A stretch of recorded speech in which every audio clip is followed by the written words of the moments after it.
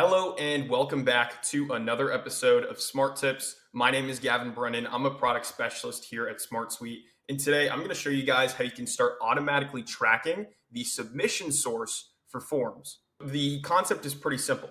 The idea is that once a user is going to go and submit a form, we're going to go and automatically track whether that form was accessed via the website, email, QR code, whatever other sources for the form that you'd like to go and include. You're going to be able to track that using SmartSuite's pre-filled forms. So right now I'm in an event planning solution and we have this attendees table. Now this attendees table basically shows all of the submissions for people that are going to go and attend an event. So in this case, we have a form that's a registration form. They fill out their full name, put it in an email, select an event, and then say whether they're going to attend, and then the company that they represent. So typically, once you go and send out this form, they're just going to get this empty form that's not going to be able to track where it came from. So if you go and you put this form up in a specific email to specific people, you're not going to be able to track like, hey, this was from that specific email. You'll just see this as a new record being created. You can see when it was first created. You can see that it was created via form submission, but you won't really know what the exact source of that form submission was. Where did they access the form? So what we're going to do is we're just going to go and add an additional field that is a single select, and we're going to call that the registration source. And inside of this single select, we're going to list out all of the different options for sources of the form. So if you want to include this on your website, inside of a mass email that you're sending out, maybe even a social media link or a QR code specific thing. This also works not just with event planning, but this is also a common use case for sales CRMs. If you have leads coming in via SmartSuite forms, this is a perfect way to be able to track those lead sources. So now all we have to do is go into our form and add that registration source as a new option inside of the form. Now, obviously, we don't want our user to go and select what registration source they came from. I mean, that kind of defeats the whole point. That's not automatic at all. And you never know if this data is going to be accurate. So what we're going to do instead is we're going to go and take this part of the form and we're going to go click hide field from users. So that means that this part of the form still is here, but once they open up the form, they're not going to see that as an option. So you might be wondering, why would you do that? Why are you going to have something in a form if the users can't even see it to fill it out?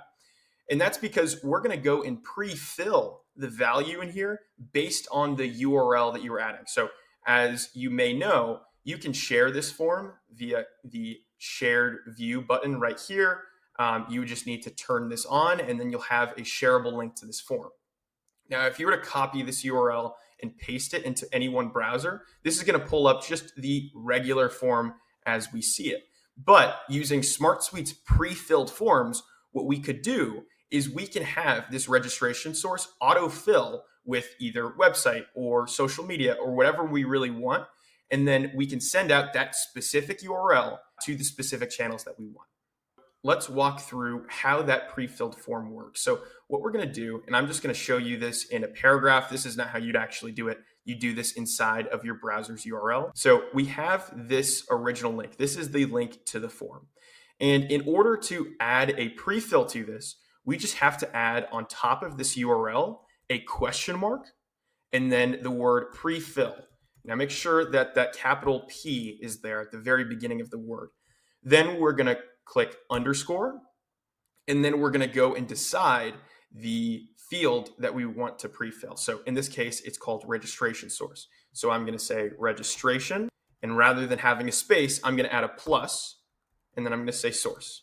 So now it's going to pre-fill that registration source, and then we're going to put equals, and then the selection that we want it to pre-fill with. So let's start with website. So now if you copy and paste this form inside of your browser, then it's going to automatically pre-fill this registration source with website automatically without the user even doing anything. So just to test that out, let's go and unhide this field and let's go paste this into our browser. So I just pasted this into our browser, the form's opening up, and as we can see, the registration source is website, meaning that once they submit the form, we're going to have that registration source tracked in the record that gets created. So now let's go back to this form. Let's go hide this again so the users won't see it. We can delete this paragraph. But the idea is you can make this exact link for each of your different lead sources and then include this specific link where you include that form. So let's delete this. And then let's go and paste that same URL that we just copy paste. It's going to pre-fill with the website. And as you can see, we can't even see that part of the form, but it is still nonetheless pre-filled with website. So let's go and fill this out. We are attending and the company is Test Inc. So let's go and submit that form.